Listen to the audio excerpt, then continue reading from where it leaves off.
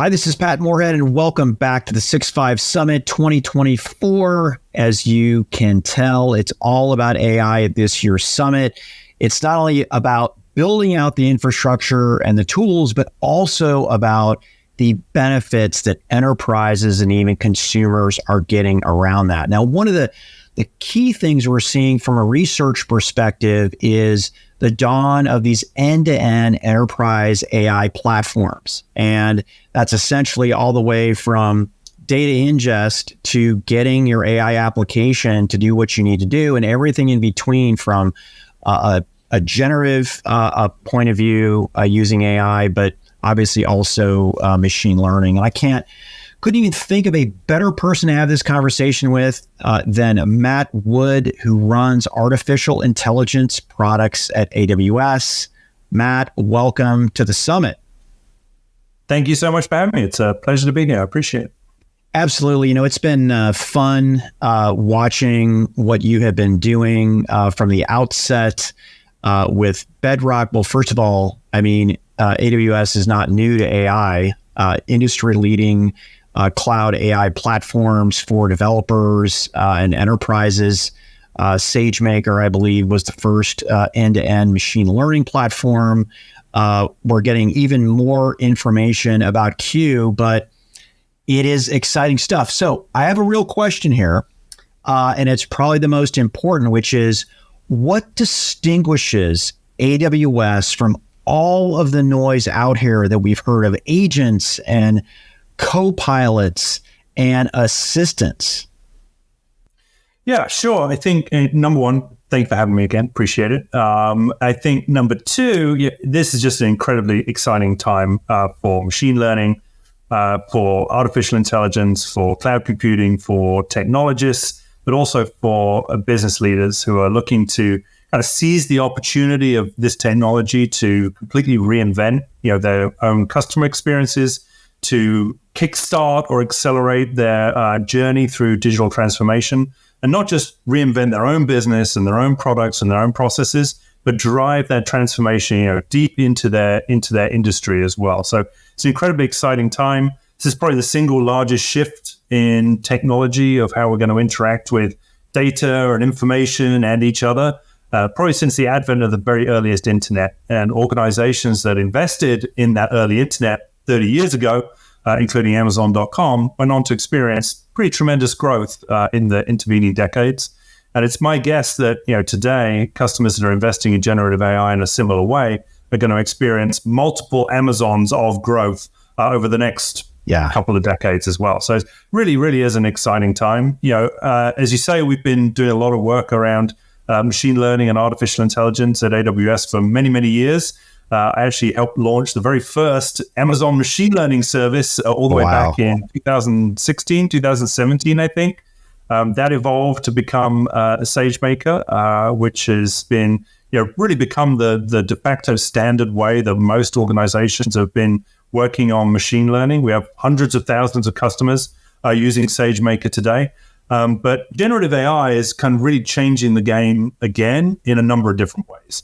There's two really remarkable changes that are happening at the same time that in isolation would be interesting and exciting, but happening together, I think, is really demonstrating why generative AI is different and why a lot of customers are excited about it. The first is there's just a step function increase in the complexity of tasks that you can now solve using machine learning through artificial intelligence. And so these tasks were once very kind of one-dimensional. You could take simple inputs and build a model to predict simple outputs and then more complicated outputs. But today, that complexity of the type of problems that we can solve is just getting combinatorially larger as the technology continues to improve. At the same time, the skills required to be successful with machine learning and artificial intelligence are reducing, and as a result, the technology is democratizing and becoming much more accessible than it ever has done before. And so the result of that is that more and more customers are getting started, either training and tuning their own models.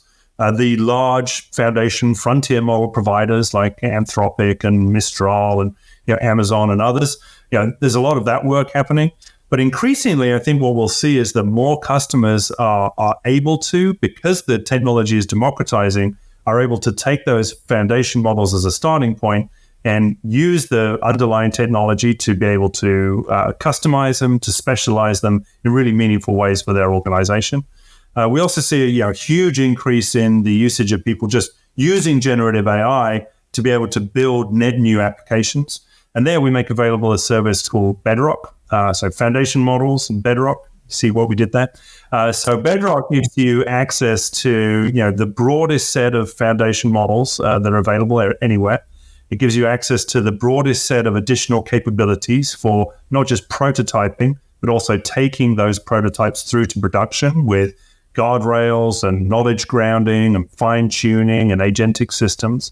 And in addition to that, is able to deliver all of that, not just in a cul-de-sac where all you can do is prototype, but in an environment where any organization can bring their most sensitive data and trust that that data will be used, will not be used to improve the underlying models, won't be reviewed by humans, doesn't travel over the public internet, and all those sorts of things. And so through Bedrock, we're really seeing, we have tens of thousands of customers using Bedrock today to build and transform their organization, precisely because to do that, you need access to data. And to be able to access data with these models, you need to be able to have the right security, confidentiality, and privacy controls. And then finally, we're making a set of applications available to customers, which we call Amazon Q, which is by far the most capable assistant which is available to complete tasks at work. So we have tasks that will help you write software more quickly, analyze data more quickly, and manage knowledge inside your organization more effectively as well. So for all of those reasons, the majority of customers that are getting started on their generative AI applications today are doing so starting with AWS. And those that maybe started prototyping earlier at the beginning of last year are migrating to AWS really as quickly as they can. So I appreciate that, all those comments there. And whenever we get a major inflection point in the industry, right, it comes down to use cases. It comes down to workloads that support those use cases. And then we get into this ever-present horizontal versus vertical in industries matrices. And I'm curious for you at this point right now, are there certain industries and use cases that are bubbling to the top, first mover type of things? Because when I talk to enterprises, some of their biggest questions are, where do I start and what do I do? And POs beyond POC and then beyond POC to really get things going. Yeah, it's a good question. I think every customer that I speak to, which is several hundred at this point, but every customer I speak to, I really have not seen this level of energy and enthusiasm and momentum. And most organizations are being very deliberate. They're finding the use cases that they think can be really meaningful. They are prototyping, starting to take them through to production, and being pretty successful with the majority of them. But there is a group that's kind of moving faster than the average. And it's, at least to me, it was slightly counterintuitive. But it's actually the regulated industries that are moving faster than the average in this new world. It is interesting. I think if you'd have even told me a year ago that 160-year-old life insurance companies were operating in the vanguard of artificial intelligence, I probably would have been pretty surprised to find out that was the case. But it is what we're seeing today. And there's a couple of reasons for this, I think. The first is that a lot of the regulations around financial services, life sciences, healthcare, manufacturing, insurance, these regulated industries have had to comply with governance requirements around their data for 20 years or so. And that compliance may have felt like a bit of a headwind at the time, I'm sure, but it actually forced all the right behaviors inside these organizations to get their data quality up, to put the right governance in place so they understood what data they had, what it could be used for, which tools it could be used with, who could do what with it. And they had the right privacy and security controls around that data. And those are all the things that you need to do to be successful with generative AI. And these groups have already done it. So as a result, the incremental investment to be successful with generative AI is actually relatively small, and they're able to move much faster as a result. So that's the first reason. The second is that most of these organizations have absolutely huge volumes of private text data. If you think of market reports or clinical trials or manufacturing results or health records, these are not on the public internet. The foundation and frontier models have never seen them before. But there is so much information and net new knowledge inside them that organizations want to be able to leverage in more meaningful ways. So sometimes that can be just summarizing what's in there. Increasingly, it's connecting the dots and finding similarities and differences, and then using that information for brainstorming to come up with new ideas and new strategies inside the organization that are going to be really, really meaningful. And so having access to that text data in a way which is well governed and being able to find the right model through Bedrock to be able to handle all of those different use cases has been really transformative. And then the third area is that I think, charitably, these organizations, in part because of compliance, but also just that they are traditionally a little bit more conservative, they're just earlier in their digital transformation journey. And I think that they have been looking at the transformation that has happened in hospitality and travel and media and gaming, the Netflixes and Airbnbs and Expedias of the world that have been able to use the cloud to be able to disrupt and transform their entire industry. They've been looking at that kind of jealously from the sidelines. And today they see generative AI through the cloud as not just as a way to catch up with that level of transformation, but actually leapfrog ahead of it. And so for all of those reasons, it's actually those, somewhat counterintuitively, it's actually those types of industries that are moving the fastest to deliver value in production on generative AI.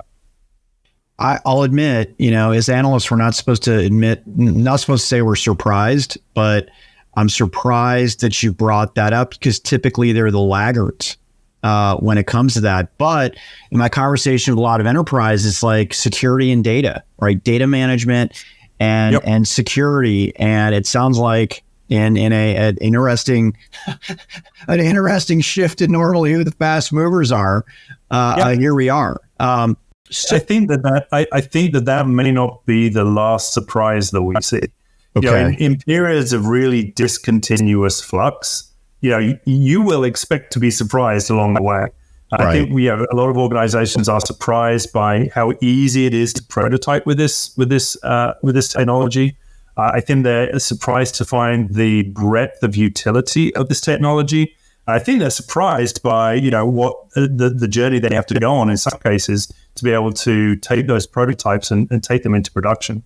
So a lot of what we're focused on is helping with those sorts of surprises, helping customers through the prototyping, the use case identification, and then the delivery into production. Because there is actually a little bit more work than I think most people appreciate there after the initial conviction that you get from a successful prototype. For sure. So, this track is about end-to-end generative AI platforms or enterprise AI platforms. And you have a managed service for generative AI or foundational models called Bedrock. And sometimes, we can all dive into the tech and disconstruct it and confuse everybody. But a lot of the times it starts with an elevator pitch. What's the elevator pitch for Bedrock that is resonating with your customers? Yeah, I think it's pretty straightforward. It's Bedrock. Customers tell us is the fastest, most cost-effective, safest way to deliver generative AI applications into production. That's it. And under the hood, in order to be able to do that, there's a lot of pieces that we need to be able to deliver in ways that are better than anyone else is able to do so, with a level of breadth of capability that is broader than anyone else is able to deliver. And because this area is moving really, really quickly, we have to keep on top of that innovation as well. And you see that across AWS, we've actually delivered twice as many net new features for machine learning and artificial intelligence into general availability than all of the other cloud providers combined. And so it's not enough just to have the breadth. It's not enough just to have the models. It's not enough just to have the best models. You also want customers to tell us, platforms that are able to keep up with this pace. And, from that perspective, it doesn't even seem much of a fair fight to me. Ooh, I like that. I like it. I like that a lot. So, by the way, one thing I really appreciate about Bedrock is its simplicity and the fact that you don't even need to have to pick a compute method. It picks the right one for you. And quite frankly, that's another element of simplification that enterprises and governments are looking for. So, congratulations on going GA on Q. We wrote a research paper out there that I thought was pretty good, and it's getting some pickup out there. A lot of the questions that I get as an analyst and pundit company out there is, hey, how is it different, right? We have assistants, we have co-pilots, we have agents, we have all these different terms being thrown around by a bunch of different companies. Let's talk why Q? What sets it apart? Yeah, for sure. I mean, Q is today the most capable assistant for completing tasks at work. And you can think of Q as a way to interact with an assistant that is an expert in lots of different pieces of your organization and helps with lots of different tasks inside of your organization. Yeah. And so we have by far the broadest set of those tasks that we can help with. Q is particularly good at working with software development and accelerating software development. So Q can help you write code. It can help you write tests and understand code and documentation, all those sorts of pieces.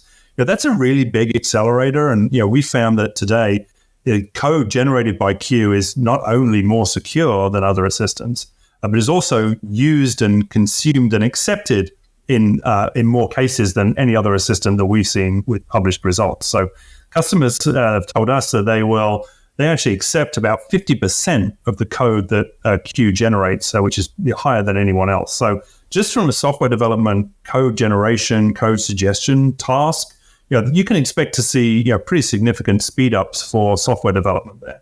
And really what we're trying to do in all of these tasks is kind of what we did with cloud computing. With cloud computing, our original observation was that about 70% of the work of putting an idea together wasn't the building and the construction and the idea and the product development.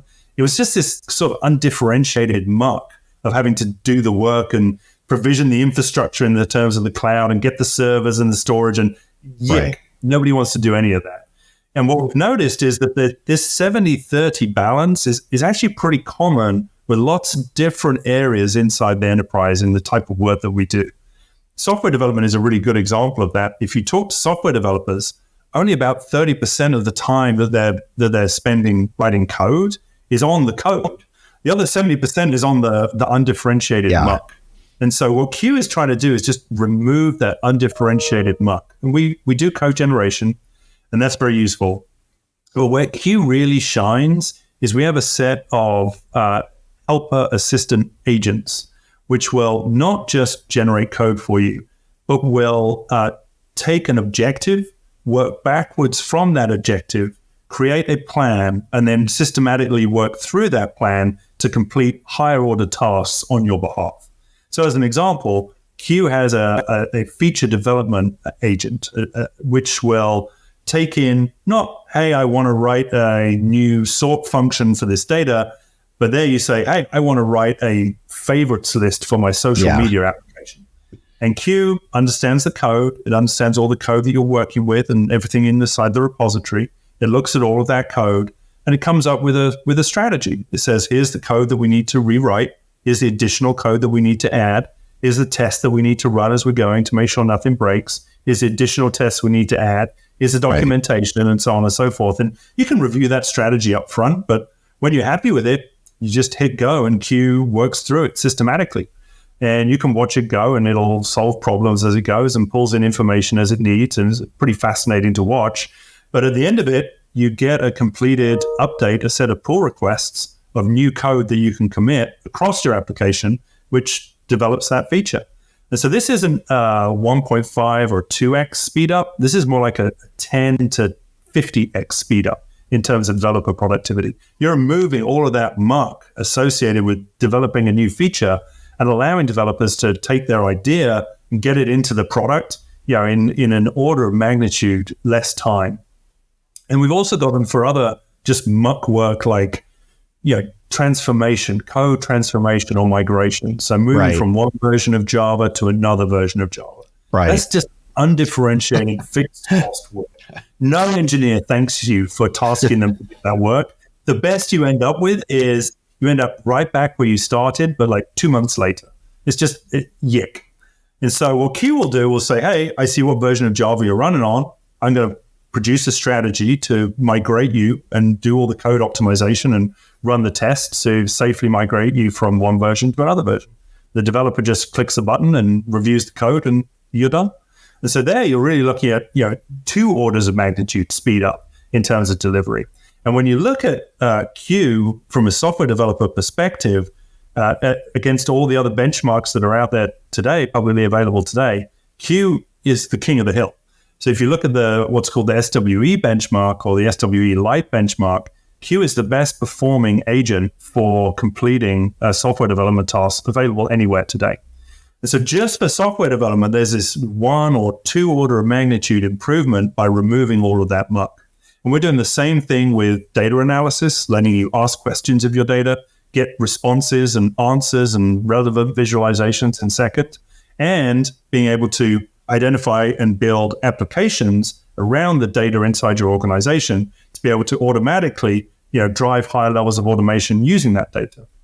And so again, it's just a completely different world when you're operating with Q because it has access to by far the broadest amount of information. It supports the broadest number of tasks, and the tasks that it supports are industry leading and defining in many ways. And so again, it's just it's a totally different world on AWS than anywhere else today. Yeah, and by the way, I saw the figures on the developer scores, and AWS was formed for developers, right? To get infrastructure out of the way 15 years ago, and your continued focus of developers is not a surprise, but it's also nice to get a benchmark win out there for the capability of this for specifically for developers. I also liked the connectors you had to enterprise apps. I like the supply chain stuff that Q was doing, and I'm certain there's going to be even more to come out later. So, Matt, I got to tell you this. I can't believe that this interview has been great. I really thank you for spending this time. Thank you. I really enjoyed it as well. Appreciate it. Appreciate that. So this is Pat Moorhead and Matt Wood from AWS talking about end-to-end enterprise AI platforms. I'm sure you've heard about Bedrock. I'm sure you've heard about Q. Dive in and learn more if you don't. Stick around for more enterprise AI platform action. And hey, if you're into infrastructure, we have that. Client computing, enterprise apps. We are covering the gambit here on these, I was going to say the AI Summit, the 6.5 Summit 2024. It is kind of an AI Summit. So thanks for tuning in and take care.